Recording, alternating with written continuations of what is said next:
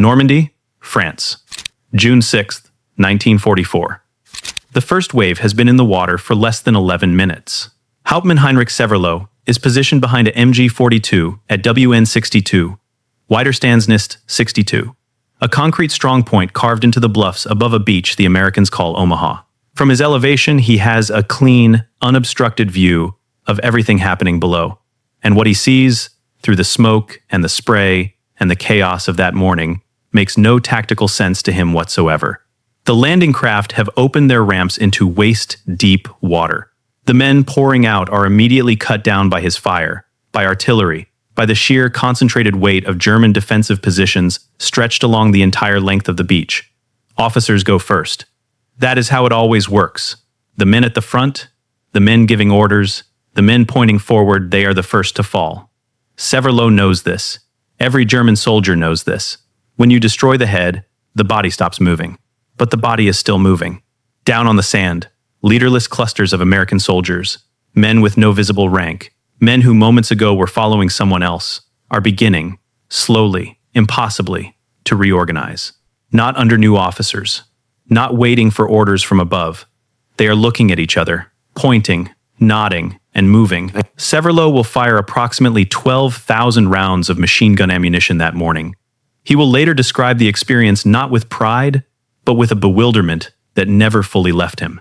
Because no matter how many men he cut down, no matter how many formations he broke apart, the Americans kept coming. Not because they had unlimited officers to replace the fallen ones, because they didn't seem to need them. The Wehrmacht was, by almost any measure, one of the most formidable fighting forces in human history. Between 1939 and 1942, it had overrun Poland in 27 days, France in 6 weeks, and driven to the gates of Moscow in a campaign that left military historians reaching for new vocabulary. Its tactical brilliance was real, its soldiers were disciplined and battle-hardened, and its officer corps was the product of a training tradition stretching back through Moltke, Schlieffen, and the wars of German unification. But that tradition contained within it a fundamental assumption, one so deeply embedded that most German officers didn't even recognize it as an assumption.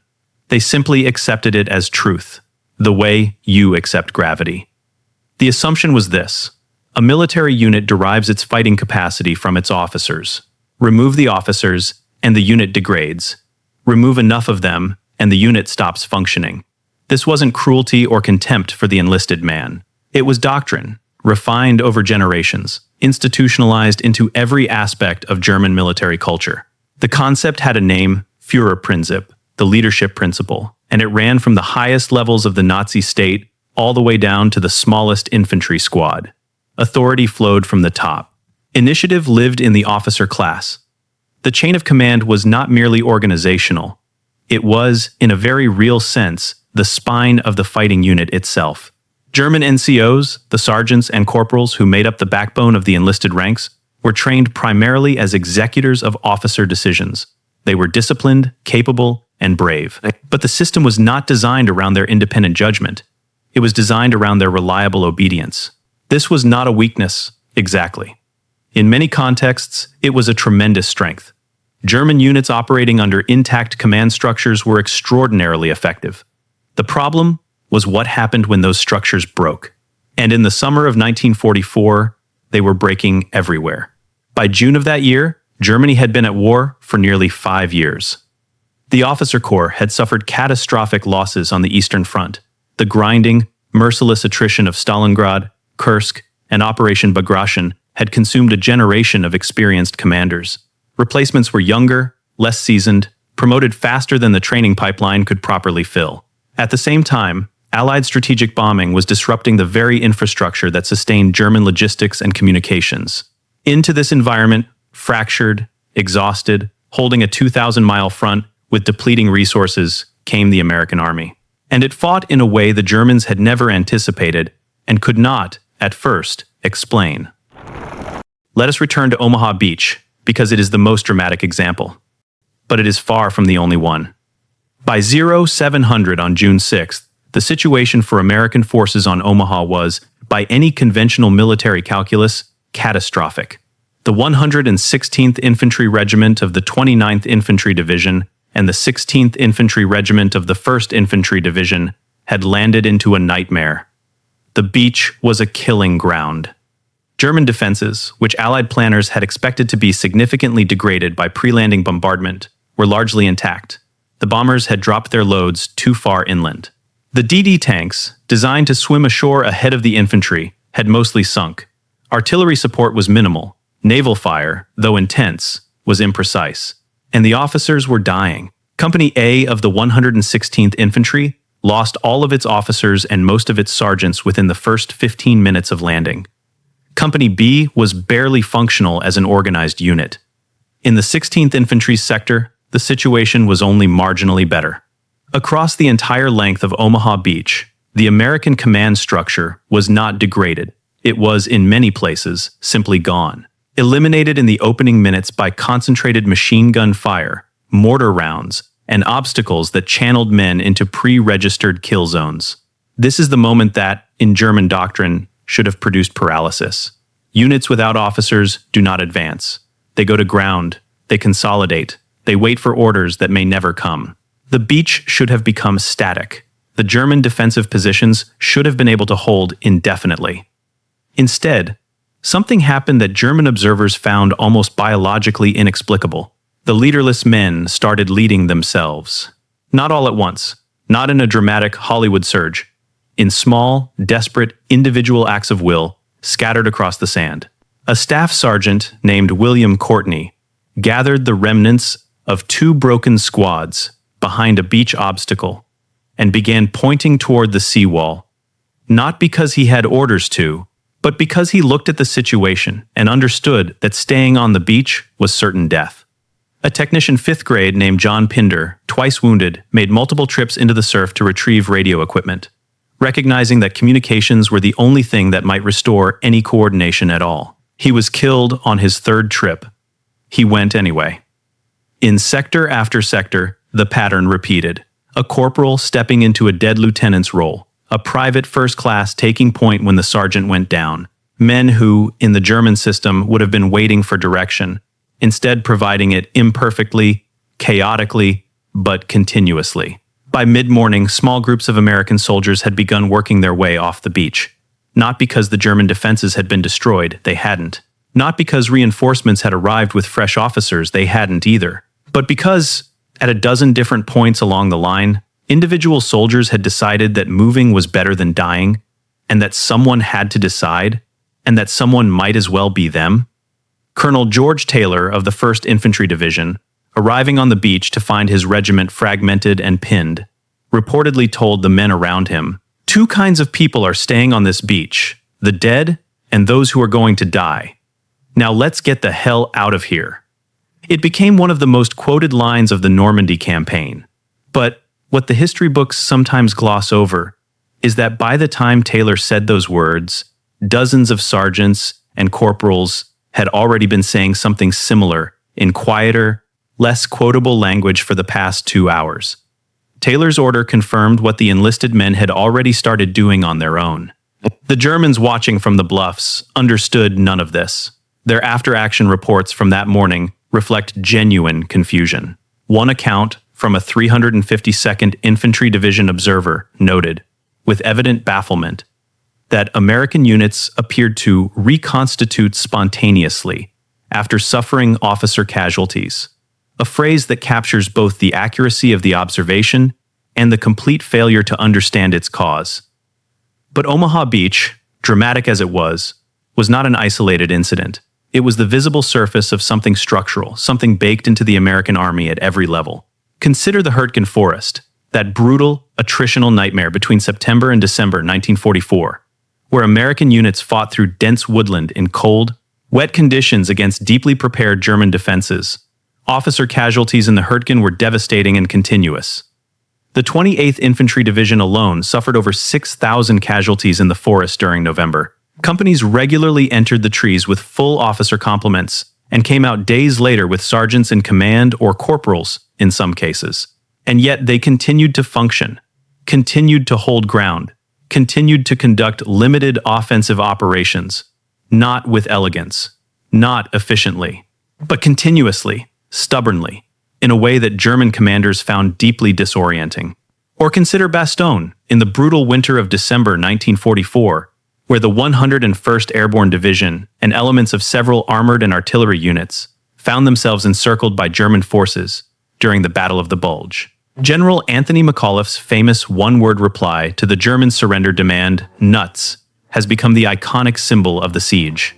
But the reality of Bastogne's defense was not primarily about its generals. It was about sergeants and staff sergeants and technical sergeants holding perimeter positions in sub-zero temperatures, making local tactical decisions about fire lanes and fallback positions and ammunition rationing, with no guarantee that anyone above them was still alive or reachable. The defense of Bastogne held not because American officers were somehow superhuman, but because even when American officers were absent, killed, or cut off, the men beneath them continued to function with a tactical coherence that German commanders observed, documented, and consistently failed to fully explain. The German army's confusion was not merely psychological. It was rooted in a structural reality that the numbers make brutally clear. By 1944, the United States Army had produced, through its officer candidate schools and reserve officer training corps programs, roughly 120,000 officers for the ground forces alone. This was a remarkable number, but the more significant statistic was what the Army had done at the level below the officer. The U.S. Army operated 7 NCO schools by 1943, with a combined throughput designed to produce leadership-capable non-commissioned officers at scale. The Non-Commissioned Officers Academy at Fort Benning, the NCO schools at the various replacement training centers across the continental United States, these were not finishing schools for parade ground ceremony. They were functional leadership academies teaching small unit tactics, field decision-making, and the specific skill of operating without direct superior oversight. By the time American soldiers reached the European theater of operations, the average infantry sergeant had received between 13 and 17 weeks of individual training, followed by unit training, and in many cases, dedicated NCO leadership instruction. He had been taught explicitly, repeatedly, as a matter of doctrine, that his job was not simply to execute orders, but to ensure mission accomplishment even in the absence of orders. That phrase deserves emphasis. Even in the absence of orders. The German NCO's training, by contrast, was increasingly compressed as the war consumed manpower. By 1943 and 1944, German replacement infantry were entering the line with as little as 6 to 8 weeks of total training. NCO selection had traditionally emphasized ideological reliability alongside tactical competence, but the attrition of experienced NCOs on the Eastern Front had degraded the quality of the corps. More fundamentally, even at full quality, German NCO training did not include the explicit expectation of autonomous leadership.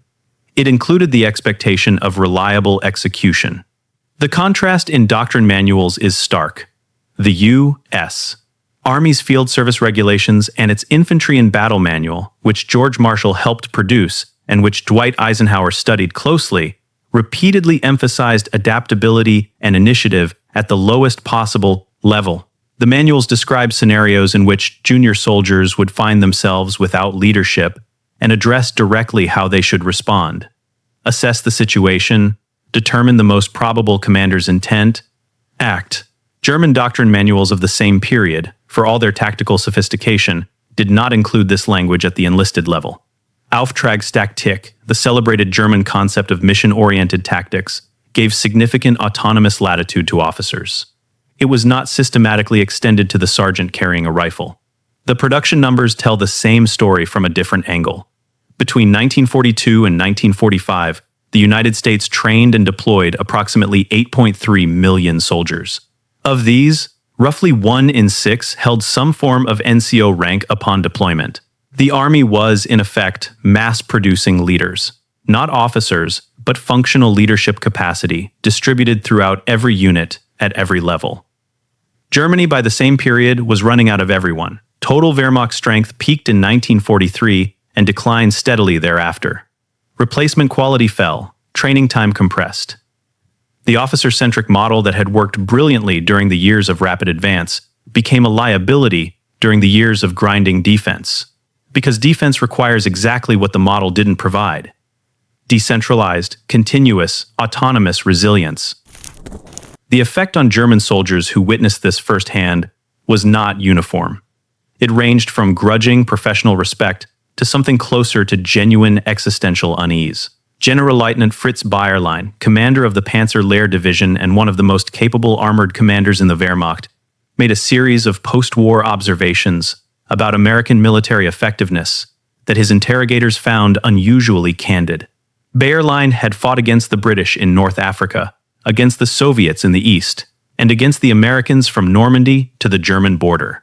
His assessment of American soldiers evolved considerably from his initial contact. The Americans he encountered in 1942 at the Kasserine Pass in Tunisia were, in his view, tactically immature, poorly coordinated, and prone to breaking under pressure.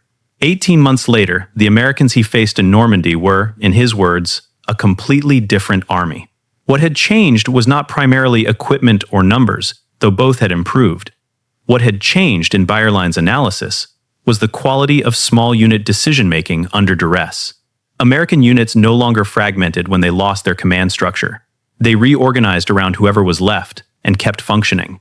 Bayerlein described this to his interrogators as the most dangerous thing about fighting the Americans, not their material superiority, which was real and acknowledged, but their tactical continuity. The fact that breaking a unit's officers didn't break the unit. German prisoners taken in France and brought to American POW processing centers often underwent extensive debriefing. The transcripts of these sessions, preserved in the National Archives, reveal a recurring theme in prisoner testimony: astonishment at the independence of American soldiers. One captured Obergefreiter, the equivalent of a senior private, described watching, from his position, an American infantry squad lose its sergeant to a mortar round, and then continue its advance under the leadership of what appeared to be a private. The prisoner said he initially assumed the private must have been an officer in disguise, perhaps deliberately wearing enlisted insignia to avoid becoming a priority target. When he was told that American privates were simply trained and expected to do this, he was, by the transcript's description, visibly disbelieving. The psychological dimension extended upward through the German command structure. General Erwin Rommel, observing American forces in Tunisia in early 1943, noted in communications to Berlin that while American soldiers had performed poorly in their initial engagements, they demonstrated a rapid learning curve that should not be underestimated and possessed an individual initiative at the squad level that is unusual and must be factored into planning. Rommel was, of course, observing this from a position of relative confidence.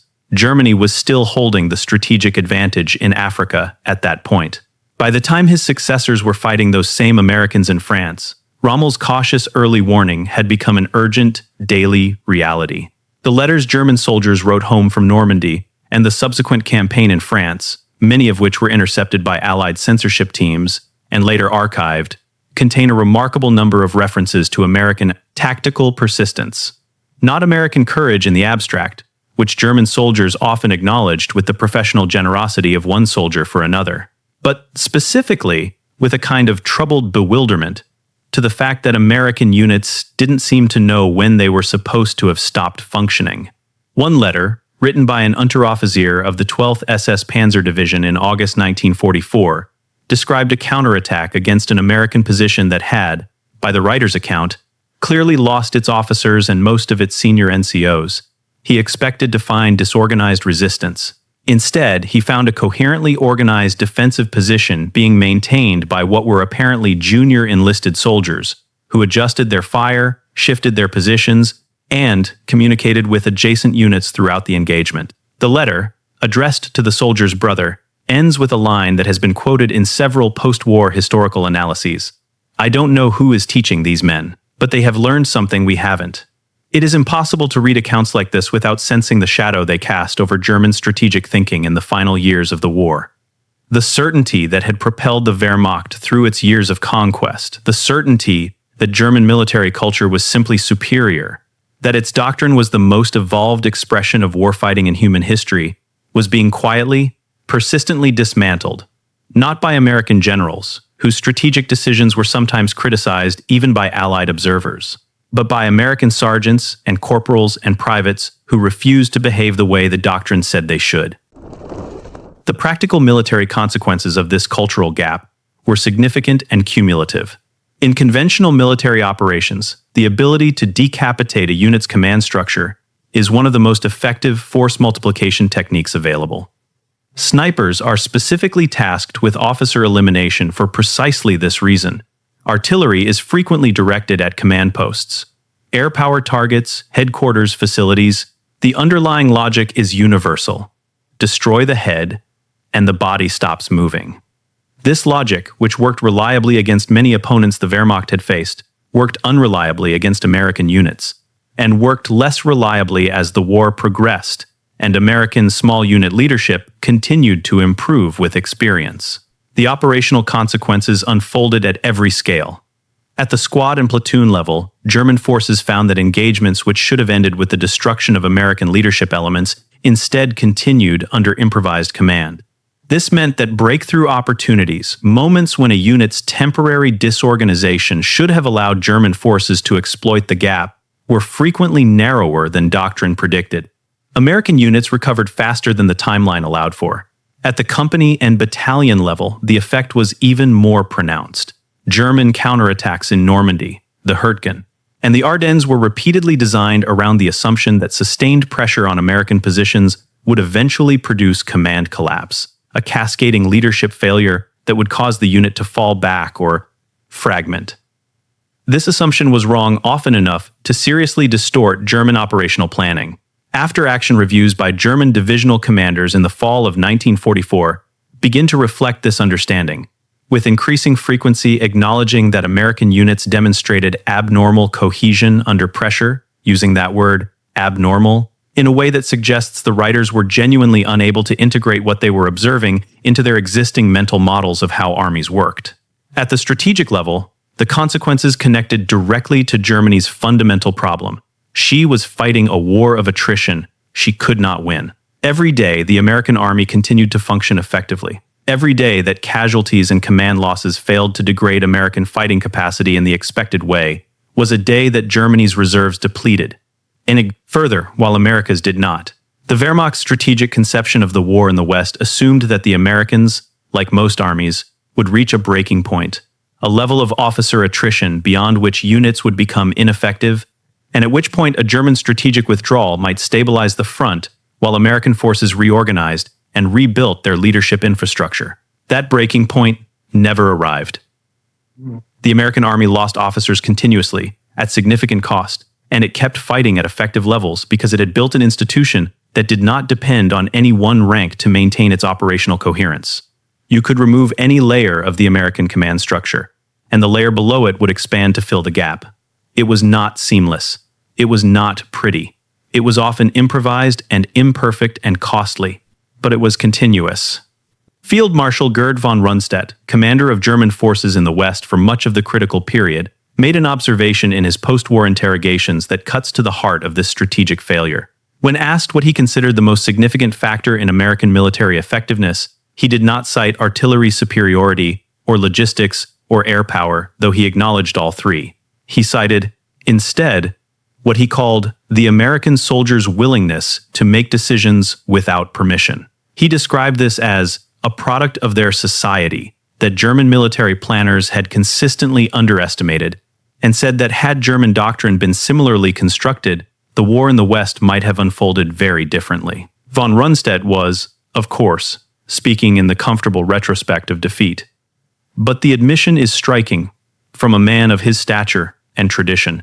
The Battle of the Bulge, Germany's last major offensive in the West, launched in December 1944, and designed in part around the expectation that American units, surprised and leaderless at the initial point of breakthrough, would collapse or retreat in disorder, illustrated the strategic consequences with particular clarity. Some American units did retreat. Some were overwhelmed. The 106th Infantry Division suffered catastrophic losses and the surrender of 2 full regiments. But across the broader front, at hundreds of local engagements, American units that had been hit hard, lost their officers, and found themselves surrounded or isolated, continued to fight with a consistency that disrupted German timetables at every phase of the offensive. The Bulge was supposed to reach the Meuse River within days. It never did. Not primarily because American generals made brilliant decisions, the initial Allied response was, in fact, dangerously slow. but because, at the ground level, American soldiers, who had every reason to stop fighting, kept doing it anyway, in the absence of orders, in the absence of officers. In the absence of a doctrine that told them what to do when the command structure evaporated, they had internalized something deeper than doctrine. They had internalized the expectation that they were responsible. There is a question underneath all of this that goes beyond military history. How do you build an army in which every man feels personally responsible for the outcome? The German army, for all its extraordinary qualities, was built on hierarchy, on the principle that authority flows from the top, and that the individual soldier's highest virtue is disciplined execution of orders from above. This was not an accident of culture. It was a deliberate design, refined over generations, and it produced, in the right circumstances, results of terrifying effectiveness. But it also produced an army that was, at the deepest level, dependent. Dependent on its officers, dependent on the integrity of its command structure, dependent on the system remaining intact. When the system broke, and in the grinding, attritional reality of a two-front war against the world's most productive industrial economy, break it inevitably. Did the men inside it were not always equipped to function without it? The American army was built on a different assumption. An assumption that is, when you examine it closely, profoundly democratic, not in the political sense, but in the human sense. The assumption that the man in the foxhole is a person capable of judgment, that he has looked at his situation, understands what needs to happen, and can be trusted to make a decision. That he does not need to wait for permission from above to act in accordance with the mission's purpose. This assumption did not come from military doctrine alone. It came from the society that produced the soldiers, men who had grown up making decisions. Running farms, managing small businesses, leading sports teams, organizing union halls. Men who had been told, from childhood, not that they existed to serve authority, but that authority existed to serve them. Men who, when the sergeant went down and the lieutenant was dead, and the radio was silent, looked at the situation and thought, someone has to do this, and I'm the someone who's here.